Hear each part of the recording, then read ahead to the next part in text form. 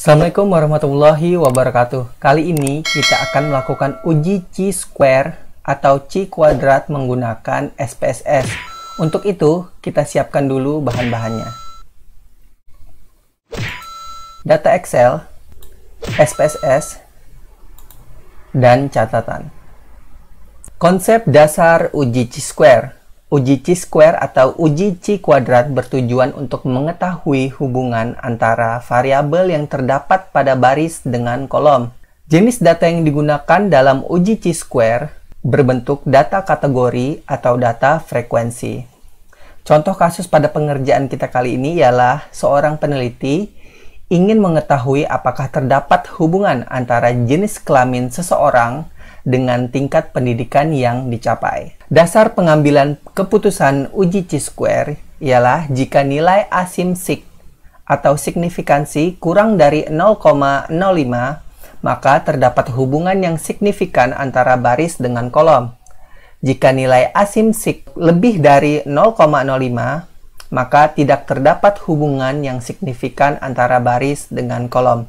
Mungkin kalian masih bingung tentang penjelasan ini, maka dari itu kita langsung saja ke contohnya. Di sini aku sudah sediakan data berbentuk kategorisasi. Contohnya di sini adalah jenis kelamin dan pendidikan.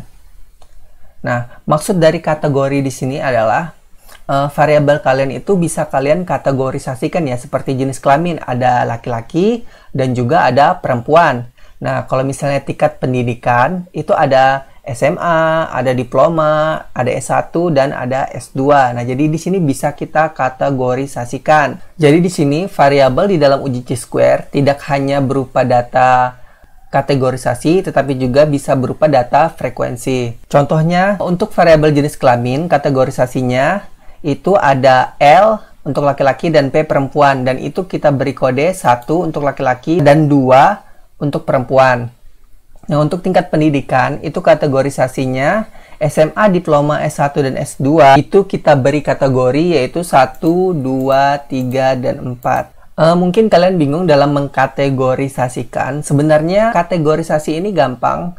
Kalau kalian bingung, sebenarnya kan ketika kalian membagikan angket ataupun pernyataan kalian ke responden, di situ kan biasanya ada kolom biodata. Nah, di situ bisa kita peroleh kategorisasi untuk jenis kelamin. Atau misalnya kalian bisa menambahkan kategori-kategori tertentu sesuai kebutuhan variabel kalian. Misalnya seperti usia. Nah, usia kan bisa ada misalnya kategorinya bisa remaja, kemudian dewasa, dan juga bisa kita kategorikan lansia. Nah, jadi kategori-kategori ini kalian sesuaikan dengan variabel yang kalian miliki. Data yang berupa frekuensi pun bisa kita uji dengan menggunakan chi-square, dan itu bisa kita kategorisasikan juga nanti gitu. Nah, jadi sebagai contoh, langsung saja kita uji di SPSS-nya. Untuk variabel pertama, yang harus kita kopikan adalah kode, yaitu kode yang sudah kita beri kategorisasi. Kenapa? Karena SPSS itu tidak bisa membaca data berupa huruf atau kalimat atau kata, tetapi dia bisa membaca data berupa angka ataupun kode-kode yang sudah kita tentukan. Jadi di sini aku sudah menyiapkan 60 responden sebagai contoh dengan kategorisasi jenis kelamin dan tingkat pendidikan. Oke. Untuk variabel pertama, kita kopikan kodenya sebanyak 60 responden. Kita copy, kemudian kita copy ke SPSS. Paste. Kemudian variabel tingkat pendidikan, kita kopikan juga. Copy.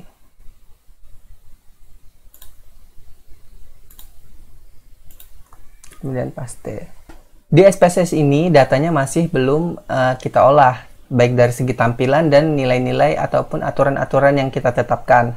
Di sini ada var 001 dan var 002. 001 ini adalah jenis kelamin dan 002 adalah tingkat pendidikan. Datanya kita ubah di ataupun kita olah di variabel view. Nah, untuk var 001 tadi kan kita sudah tahu kalau ini jenis kelamin kan, jadi kita beri nama JK. Oke, kemudian di label kita beri nama jenis kelamin. Oke. Nah, untuk values di sini adalah memasukkan kategori ataupun nilai-nilai yang sudah kita tentukan sebelumnya. Nah, contohnya tadi kan untuk 1 itu kita beri label L ataupun laki-laki, kemudian add, kemudian 2 labelnya perempuan tadi, kemudian di add. Nah, di sini kelihatan sudah ya kan aturan ataupun values, nilai values yang kita masukkan yaitu 1 laki-laki dan 2 perempuan. Kemudian kita klik OK. Nah, kemudian untuk variabel yang kedua yaitu variabel tingkat pendidikan, maka kita rubah var 00002-nya menjadi tingkat pendidikan. Kita beri nama TP, kemudian di label kita tulis tingkat pendidikan.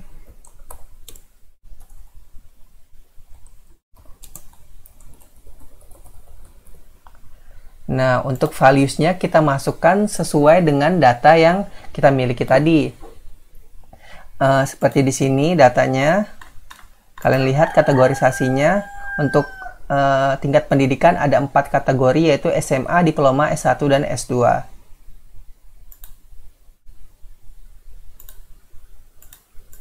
Langsung saja, 1 SMA, add 2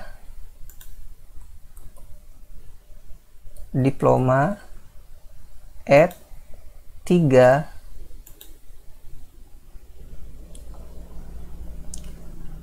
S1, add 4 S2, add. Tampilannya akan jadi seperti ini, kemudian kita oke. Nah, jadi di sini kita sudah menentukan variabel view-nya untuk masing-masing variabel, kemudian kita kembali ke data view. Nah, yang tadi judul di sini var 001 dan var 002 sudah berubah sesuai dengan variabel view yang kita inginkan.